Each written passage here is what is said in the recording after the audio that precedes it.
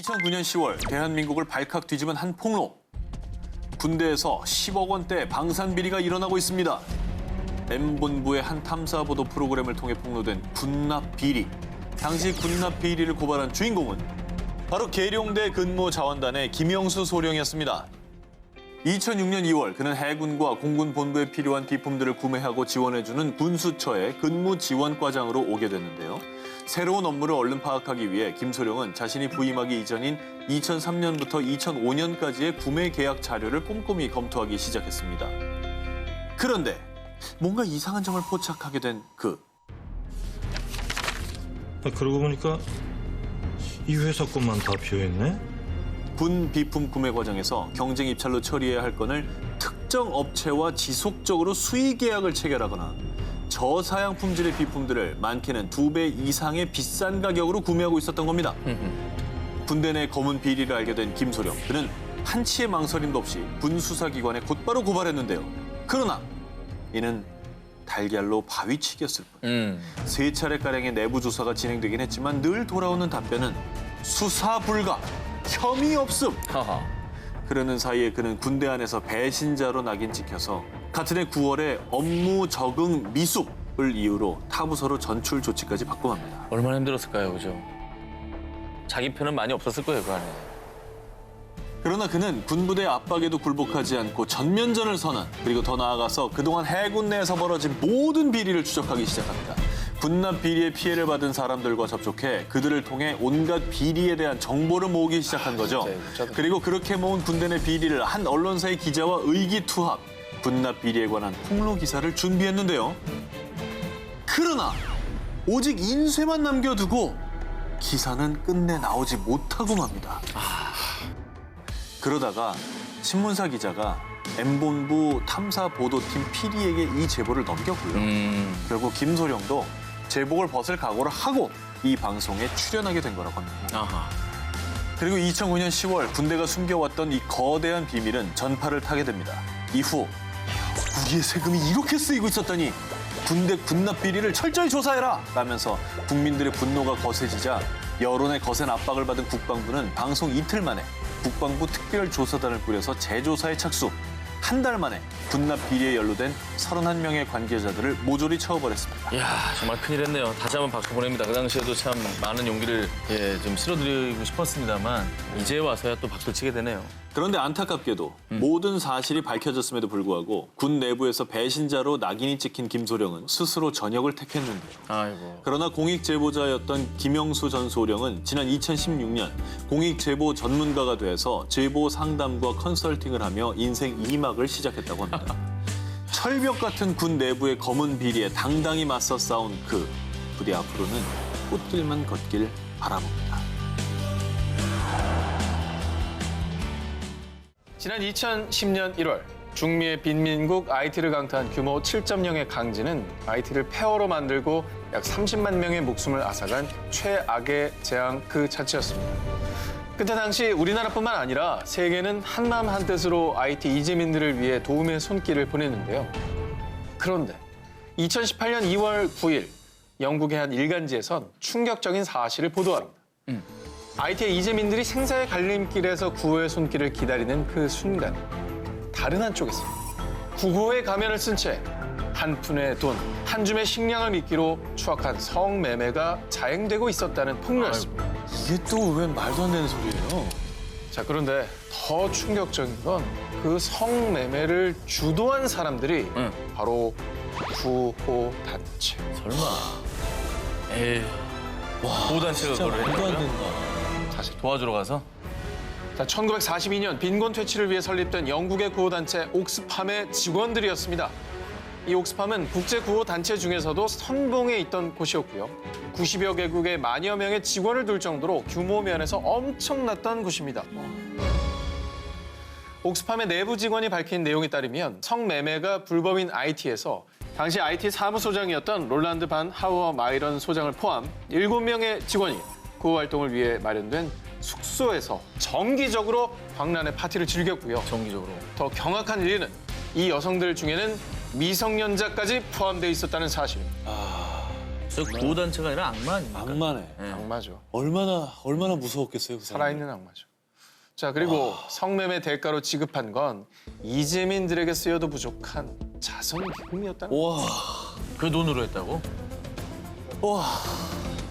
자, 옥스팜은 2011년에 자체 조사를 통해 3명은 자진 사퇴, 4명은 해고 처분을 당하는데요. 당시 옥스팜에서는 이 조사 결과를 쉬쉬했고요. 그 결과 7명 중 일부는 다른 자선단체에 버젓이 재취업을 하는 경우도 있었다고 합니다. 하지만 손바닥으로 하늘이 가려지진 않죠. 내부 직원들 폭로 이후 옥스팜의 부대표 페니 로렌스는 책임을 지겠다며 사퇴했고요. 뒤늦게서야 문제 개선을 위한 내부 고발 한라인을 적극 활용할 것이라고 밝혔습니다.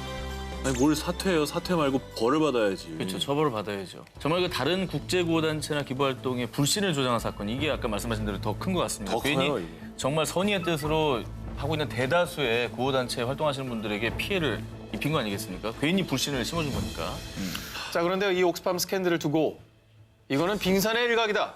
유엔을 비롯한 모든 구호단체의 만연한 문제다. 라며 전 세계를 향해 고발한 인물이 있습니다.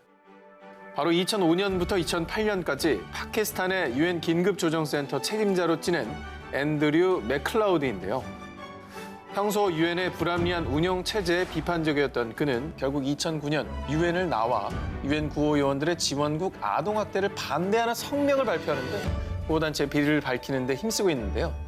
그런데 옥스팜의 성추문 스캔들이 터지자 그가 지난해 영국의 전 국제개발부 장관에게 남겼던 조서 내용이 최근에 영국 유력 일간지를 통해 공개되면서 큰 파문을 몰고 오게 됩니다. 자, 유엔을 비롯한 구호단체 직원들이 자신들이 보호해야 할 여성들과 어린아이들에게 성범죄를 저질렀다는 내용인데요. 그러니까 실제로 지난해 유엔 측에선 자신들의 과오를 일부 인정하며 성추문에 대한 성명을 발표했는데요. 참고로 이 내용은 2016년 1년간 유엔과 구호단체 직원들이 지원국에 있는 현지인 311명에게 성범죄를 저질렀다는 내용이 있습니다.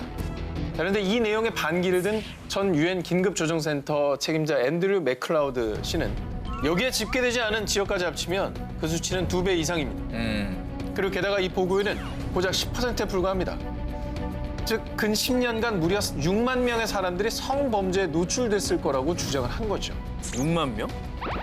아, 정말 어마어마하네요. 2015년 중국 안후이성에 있는 마약 소굴에 구매자인 척 몰래 잠입한 한 남자. 중국의 마약 구매 실태를 고발하기 위해서 몰래 잠입한 거였죠. 그럼 뭐 이분은 그럼 경찰이에요? 이 남자의 정체는 50대 평범한 아버지 로드 브리치였습니다. 2013년 호주 로드 브리치의 아들은 친구들과 온라인으로 구매한 환각제를 흡입한 뒤 날 수 있을 것 같다는 환각 속에 호텔 발코니에서 뛰어내려서 안타깝게도 그만 숨을 거뒀습니다. 조사 결과 아들이 흡입한 25I MBOM이라는 환각제는 경련과 공격성 등을 유발하는 위험한 합성 마약이었습니다. 아들이 마약 때문에 죽었다는 사실을 차마 받아들이기 어려웠던 아버지 로드 브리치. 하지만 그는 정신을 차리고 마약을 뿌리 뽑겠다고 결심. 마약 밀수 증거를 수집하는 일에 매진하게 됩니다. 그렇게 2년여 동안 정보를 모은 결과 아들을 죽음으로 몰아넣은 환각제가 중국에서 만들어지고 있다는 사실을 알게 됐고요. 호주의 시사고발 프로그램 제작팀과 의기투합해서 중국으로 향했습니다. 그런데 그는 곧 좌절하고 맙니다. 당시 중국에서는 이 환각제가 법적으로는 금지 약물이 아니었기 때문에 판매업자들을 처벌할 수 없었다는 것이었죠. 하지만 그는 이내 다른 방법을 강구, 바로 마약 판매 실태를 고발하기로 합니다. 로드 브리치는 마약 구매자인 척 안후이성에 있는 마약 소굴로 들어갔습니다. 그런데 이곳에서 마약을 제조하고 판매하는 이들은 20대 젊은이들. 마약 제조업체 사장은 아무것도 모르는 젊은이들을 이용해서 연구라는 명분 아래 환각제를 만들고 또 팔고 있었던 것입니다. 그는 마약을 위장해 배송하는 방법, 마약 거래 장면, 켜켜이 쌓인 환각제 등을 모두 몰래카메라에 담았습니다. 이후에 이 모든 실태는 방송을 통해 호주 전역뿐 아니라 전 세계에 큰 충격을 안겨줬고요. 또한 마약 유통 실태의 심각성을 알리는 계기가 됐다고 합니다. 2018년 3월 23일 얼굴책의 창업자이자 괴짜 천재라 불린 저커버그는 전 세계인들에게 사과를 해야 했습니다. And I'm really sorry that this happened. 그가 이렇게 사과한 이유, 얼굴책 가입자 무려 5천만 명의 개인정보를 무단으로 수집한 뒤 가공을 했고요. 이 정보들을 2016년 트럼프 대통령의 선거 캠프에서 제공한 사실이 드러났기 때문이죠. 이 충격적인 사실을 폭로한 거는 영국의 데이터 분석 기업인 C사의 직원이었는데요. 실제 이 업무를 맡았던 직원이었죠. 크리스토퍼 와일리의 용기 있는 고발이 있었습니다. 크리스토퍼는 이 사실을 영국의 진보 신문사인 오지의 캐드 윌러더 기자를 통해 폭로를 했는데요. 얼굴책의 성격 분석 앱을 통해서 사용자가 기입한 개인정보를 수집을 했고요. 이 정보를 데이터 분석 기업이 가공해서 사용했다고 합니다. 이 용기 있는 고발 이후에 영국 신문사의 캐드 윌러더 기자는 크리스토퍼를 두고 밀레니얼 세대 최초의 거대한 폭로자라고 불렀고요. 반면에 마크 저커버그는 대중들에게 해커버그다라 불리며 전 세계적으로 비판을 받게 됐습니다. 자, 그런데요. 얼굴책의 배신은 여기서 끝이 아니었습니다. 영국 유력 일간지 G사에 따르면요. 얼굴책에서는 광고주들이 특정 이용자들을 겨냥한 타깃 광고를 할 수 있게끔 도와주는 목적으로요. 사용자들의 문자 메시지 송수신 내역과 심지어는 스마트폰 통화 내역까지 수집했다고 합니다. 아이고, 이건 정말 너무 같네요. 결국 폭로 후 밝혀진 사건들로 얼굴책의 시가총액은 큰 폭으로 하락을 했는데요. 600억 달러, 약 65조 원의 손실을 보이며 위기를 겪고 있다고 합니다. 2016년 9월 미 전역을 경악해 한 여성의 고백. At age 15, when I suffered from chronic back pain, Larry sexually assaulted me repeatedly under the guise of medical treatment for nearly a year. 이 고백을 한 여성은 미국의 전 국가대표 체조 선수인 레이첼 댄 홀랜더인데요. 이후 미국 체조계는 거대한 돌풍이 불기 시작했습니다. 그녀와 같은 고통을 받은 156명의 피해자들이 법정에 서게 된 건데요. 이 수많은 여성들에게 잔혹한 상처를 안겨준 가해자는 단 한 사람. 국가대표 체조팀의 주치 레리 나사르였습니다. 훈련 힘들게 받으면서 제일 의지하는 사람일 거 아닙니까? 그럼요. 열받아. 레리 나사르는 1986년부터 2015년까지 무려 20년 동안 국가대표 여자 체조팀의 주치의로 근무하며 메달 획득에 공을 세운 주치라는 평가를 받는 유능한 의사였습니다. 하지만 피해자들의 증언으로 낱낱이 벗겨진 그의 가면 뒤에는 추악함이 흘러넘쳤습니다.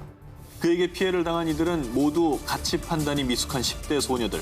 심지어 그에게 피해를 당한 소녀 중에 가장 나이가 어린 소녀는 6살입니다. 어머머. 이 사실을 안 전 국민은 치를 떨며 분노했습니다. 아니 근데 20년이라는 세월 동안 어떻게 한 번도 밝혀지지 않을 수가 있나요? 난 너희를 낫게 할 수 있어. 내 특별한 치료로 좋은 기록을 낼 수 있을 거야. 이렇게 자신을 기적을 일으키는 의사라고 주입시키며 어린 선수들의 몸과 마음을 짓밟았던 건데요. 정말 악질이네요. 예. 그러나 그 더러운 악행은 선수들의 용기 있는 고백으로 결국 세상에 드러나게 됩니다. 이 판결을 맡은 로즈마리 판사는 156명의 피해자의 증언과 증거를 종합해 주치의 레리 나사르에게 징역 175년을 선고했다고 합니다.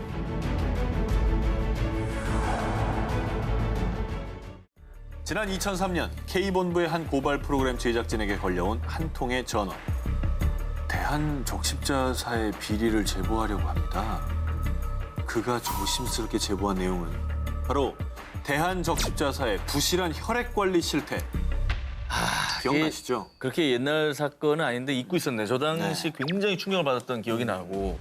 보건위생에 대해 가장 청렴해하는 대한적십자사. 그런데 혈액 검사 절차를 무시하고 B형, C형 간염, 그리고 말라리아, 에이즈까지 바이러스에 감염된 혈액들을 무분별하게 체열하고 있으며 심지어는 이 혈액들이 의약품 제조나 환자 수혈용으로 유통되고 있다는 충격적인 사실을 고발한 거였습니다. 제보자들은 적십자사에서 10년 이상 근무한 4명의 직원들이었습니다. 처음엔 수차례에 걸쳐서 시스템 개선을 건의했는데요. 하지만 돌아오는 대답은 하나. 네 일이나 잘해. 결국 더 이상 가만히 있을 수 없었던 이들은 방송팀에 제보를 했고 2003년 7월 19일 전파를 타게 됩니다. 이후 영원히 은폐될 줄 알았던 대한적십자사의 비리는 온 세상에 알려지게 됐고요. 이 충격적인 실태에 분노한 여러 시민단체는 부패방지위원회에 적십자사를 고발, 5개월 뒤 보건복지부의 감사를 받게 됐는데요. 감사 결과는 예상하신 대로 정말 충격 그 자체였습니다. 부적격 혈액 무려 76,677건을 시중에 유통. 게다가 에이즈 감염이 의심되는 90여 명의 혈액을 병원과 제약사에 공급하기까지 했다고 합니다. 그런데요, 더 화나는 일이 있습니다. 또 있어요. 더 분노가 터지는 건 집에 애들 있던데 밤길 조심하세요. 이렇게 가족들까지 위협하는 협박 문자를 수십 통씩 받았다고 합니다. 가족을 또 건들면은 가족까지. 마음 약해지거든요. 하지만 역시나 정의는 승리하는 법이죠. 대한적십자사의 혈액사업본부장과 사무총장 등 관련 인사가 사직 또는 해임됐고요. 무엇보다 가장 중요한 성과는 혈액 유통이 안전하게 이루어질 수 있도록 국무총리실 산하에 혈액안전관리 개선 기획단을 설치, 또 보건복지부에는 혈액안전관리 전담부서가 신설됐다고 합니다. 2003년 6월 저널리스트 리암 셰프는 한 제보를 받게 됩니다. 저는 뉴욕에 있는 아이 아동 보호센터에서 근무하고 있는데요. 여기서 에이즈 실험이 이루어지고 있어요. 아이 아동보호센터. 이곳은 에이즈 바이러스에 감염됐거나 감염된 부모 밑에서 태어난 아이들을 수용하기 위해 설립된 전문 요양시설입니다. 제보를 받은 리암 셰프는 곧바로 아이 아동보호센터를 방문. 센터 측에는 자신을 직원의 가족이라고 소개한 뒤 직접 돌아보며 은밀하게 관찰 일지를 작성하기 시작합니다. 그리고 2004년 1월 리암 셰프는 A4 용지 8쪽 분량의 보도를 자신의 인터넷 웹사이트에 올리면서 비로소 이 아동센터의 잔혹한 실상을 낱낱이 폭로합니다. 그가 작성한 기사에 따르면요, 이 아동보호센터는 1989년 설립 이후 2002년까지 생후 3개월에서 5살 사이에 영유아 100여 명을 대상으로 에이즈 치료제의 독성과 내성 등을 검증하는 임상시험을 시행했습니다. 6개월 된 아기에게는 정상치의 2배에 달하는 홍역 백신을 투여, 약을 거부하는 아이들에겐 위벽을 뚫어서 직접 위에 약물을 투여하는 튜브 시술까지 강행했다고 합니다. 그리고 안타깝게도 약물 투여로 인해 심각한 부작용을 보였던 아이 중 대다수는 숨지고 말았습니다. 와, 이거 어떻게... 그런데 정말 분노가 치미는 일은 이곳에 수용돼 피실험자가 된 아이들 대부분은 고아로 뉴욕시의 아동보호청이 이를 묵인해 실험이 강행된 것이라는 점입니다. 이거는 낫진 않은 일이죠. 그렇죠. 그리고 세계 3대 제약회사인 G사와 P사 등 약품과 재정적 지원을 했고요. 뿐만 아니라 미국의 정부 기관들까지도 대거 관여한 사실이 밝혀지면서 이 파문은 더욱더 커졌습니다. 결국 이 사건에 크게 분노한 인권단체와 뉴욕 시민들은 매주 이 아동보호센터 앞에서 제대로 된 수사를 촉구하는 시위를 벌였습니다. 하지만 임상시험에 약물을 공급한 G제약회사는 미 당국의 인가하에 과학적으로 안전하게 시행된 실험이다라는 입장을 밝혀 지금까지도 해결되지 못하고 있습니다. 부디 이 어른들의 검은 악행들이 낱낱이 밝혀져서 아이들의 억울함이 하루빨리 풀리길 바랍니다.